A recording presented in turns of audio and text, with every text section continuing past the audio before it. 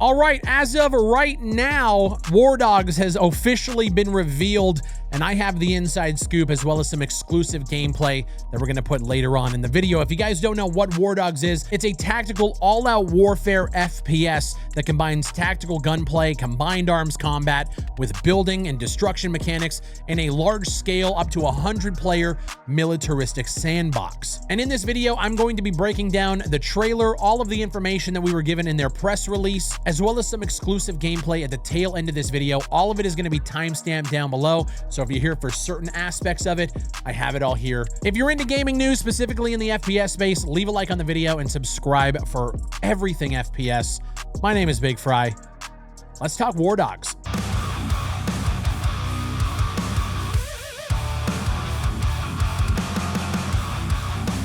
So I wanted to show off the trailer in its entirety to let you guys know kind of what we're looking at, but YouTube doesn't really like that. So I'm gonna have a link to the trailer.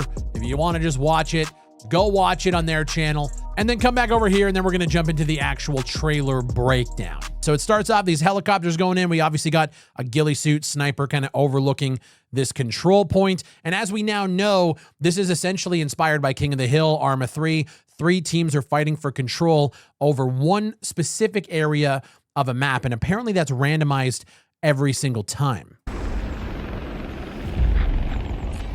So yeah, obviously we're a mercenary, and here's one thing that we keep consistently seeing throughout this trailer. We obviously have combined arms, we got snipers, we got infantry, we have helicopters, but one thing that you guys are probably maybe noticing, maybe not, is the fact that we have logistics trucks, we have transport vehicles that are driving, and they show up all over this trailer, so keep an eye out for that. So let's keep going here. You are a mercenary.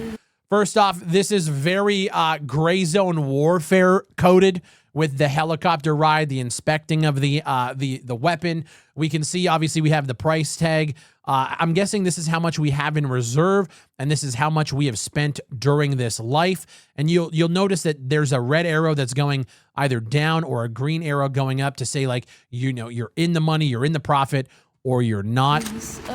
What a great shot, by the way. You kill for cash. Okay, so 3 rapid shots here. Let's see if we can grab them. So we can also see that there's jet gameplay. So not only helicopters, we also have jets. I don't know if these are going to be player controlled or if this is some sort of like airstrike you can call in. We still don't have that information. Boom. So we got some interior. We obviously got the OKP site, and you can see here you get $1,000 for a kill, and you know, he's obviously in the money. They're shooting, you know, internals here. There's a bunch of dead bodies on the ground here. Obviously some helicopter gameplay, and you can kind of see some of the destruction elements on display here. Again, I want to see how much destruction is here. We kind of, in my opinion, got bamboozled a little bit in Battlefield 6, where it's not true destruction. So I'm curious to see. Obviously, we have the bridge in the background here. Are we able to blow that up if that's part of the control point? I don't know. Then obviously some tank gameplay here. Tank gameplay looks really clean, by the way. There's other shots later on in the trailer that we're going to see that look really fucking juicy.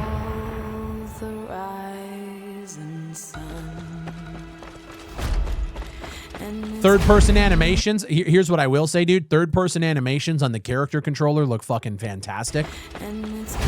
Looks smooth. We got, obviously, the weapon inspect animation. You can play solo or as a squad. I also really like how they designed this trailer to actually go over what the game is, and later on in the trailer, you see what the game isn't. All fantastic ideas. But see, now you can see the logistics trucks delivering cargo somewhere. I don't know how that element works. Here they are here.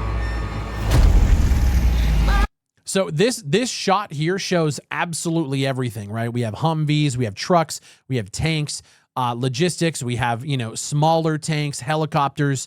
Very, very cool. The one thing that's not shown in this shot here is that jet, so I'm kind of questioning if it is player controlled or not. 3 teams.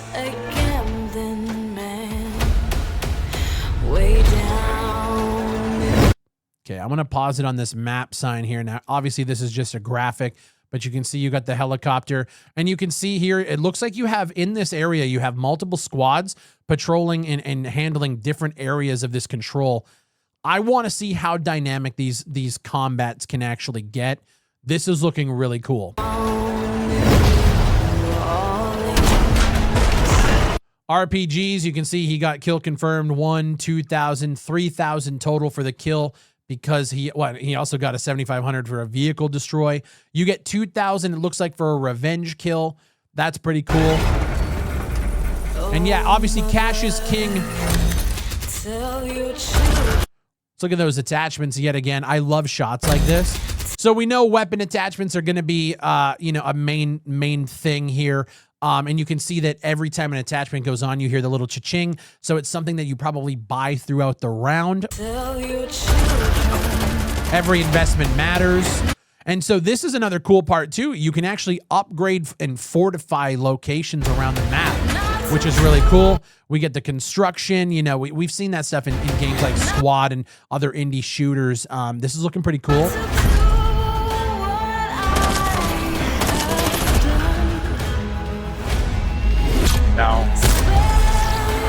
And that's one thing when I was watching this, and based on the one-page read that we got sent, I'm going to go over that as well. Everything you do in the game earns you cash. And so I'm wondering, in this shot here, are they trying to tell you that, like, if you even play as a spotter, are you going to get rewarded for, marking and pinging enemies? And then maybe you get even more if the sniper, within proximity to you actually takes them out. I don't know how in-depth that cash system goes, but that's an option as well. So you can see here, he got $500 for a player revive. That's super cool. Another one. What a great ragdoll. And look at, so in that shot there, you can actually see the destruction at work. It looks like it fucks. Let's go. Obviously, it's just, honestly, you could take those shots and take them out of a Battlefield trailer, and I'd believe you. Very, very cool. It's looking pretty sweet. Obviously, we got some AA.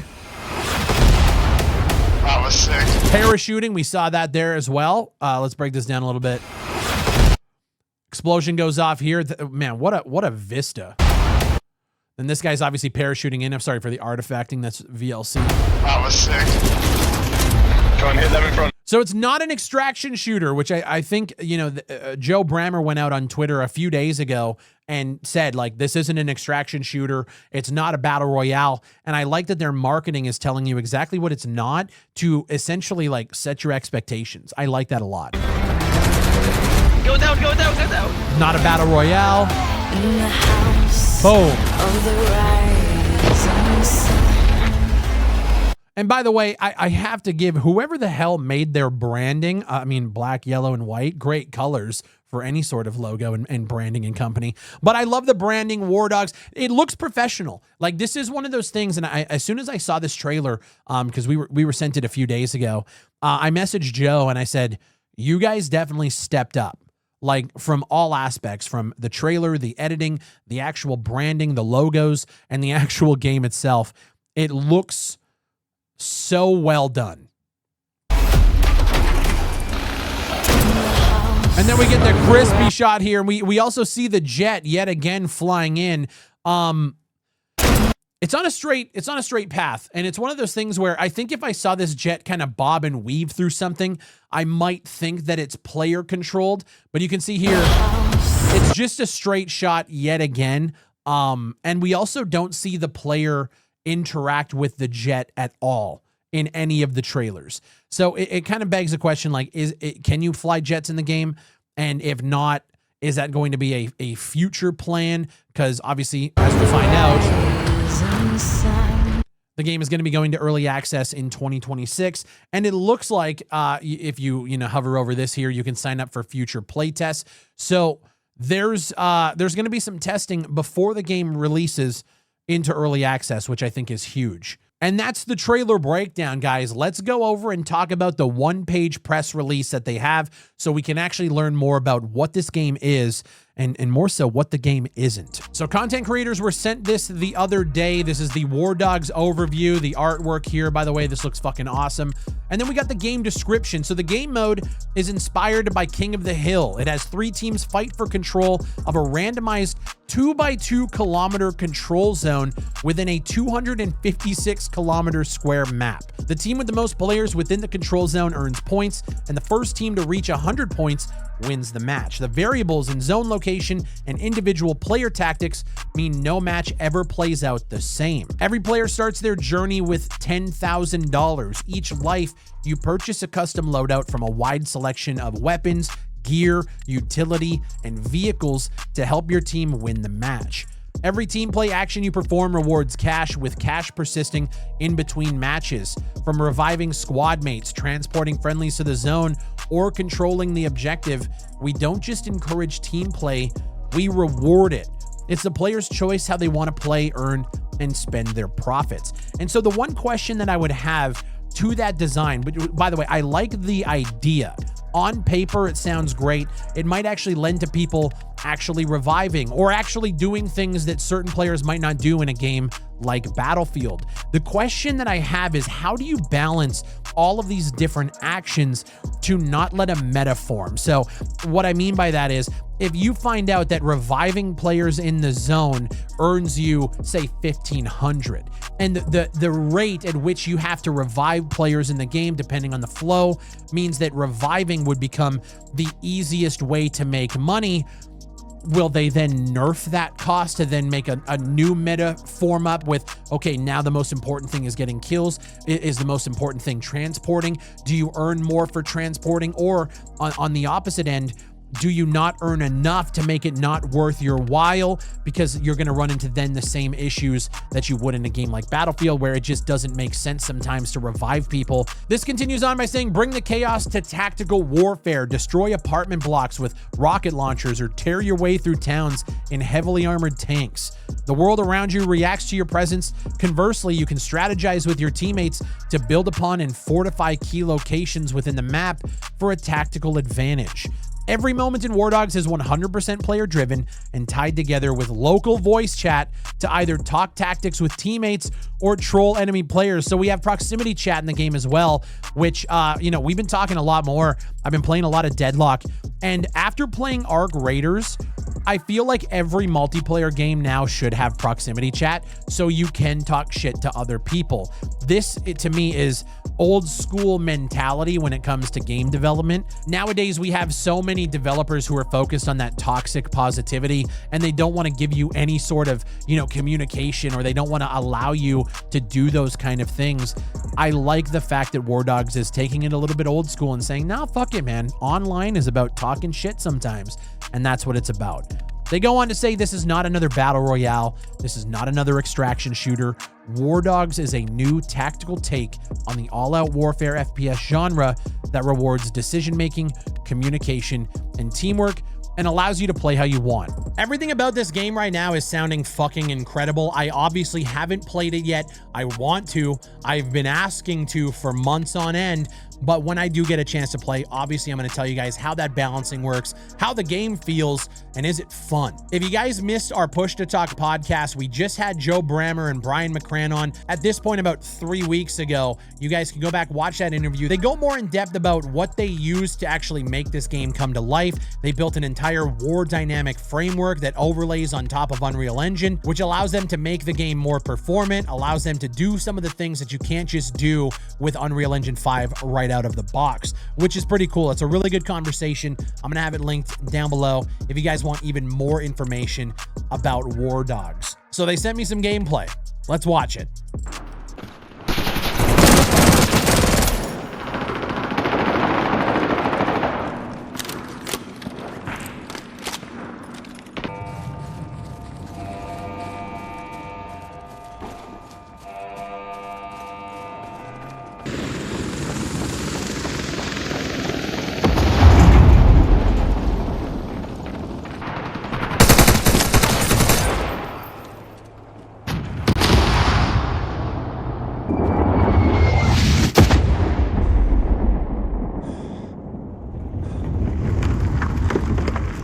I don't know about you guys. I think this game looks fucking incredible. And I think the amount of polish that we've seen with just the entire press release, from the trailer editing to the branding to the organization, this feels like a real game. This doesn't feel like the tactical indie FPSs that we've covered on this channel in the past.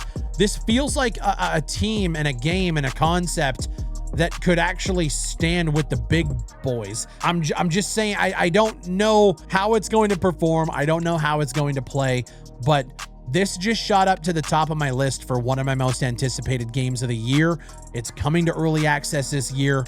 We don't have a price on it. We don't really have a lot of information on it yet outside of what they just sent us. And now we can kind of get a gauge on what the game is, what it looks like, how it plays. And I really like what I'm seeing. These are some developers who I know keep their ears to the ground when it comes to feedback and community reception. That's one of the things we talked about on that podcast. So let them know your thoughts down below. Any sort of questions about balancing or design, let's have a conversation. Let them know that you're interested or not, and why not, or why, and let's just talk about it. If you guys want early access to Push to Talk podcast episodes, exclusive live streams, and other videos, go over to patreon.com/BigFry, support the channel on a monthly basis, and become part of something bigger that we're building over there outside of YouTube. And if you guys are looking for a sugar-free alternative to energy drinks, pick up a tub of Gamer Subs, grab a shaker, grab a tub, use code BigFry for 10% off your order. There's a ton of flavors over there, and if you're not sure which one you want to pick up, they also offer free samples, so you don't even have to pay anything outside of the shipping. But if you're not interested in any of that, the best thing you can do is leave a like on the video and subscribe for everything multiplayer FPS. As always, my name is BigFry, and I'll see you on the next one.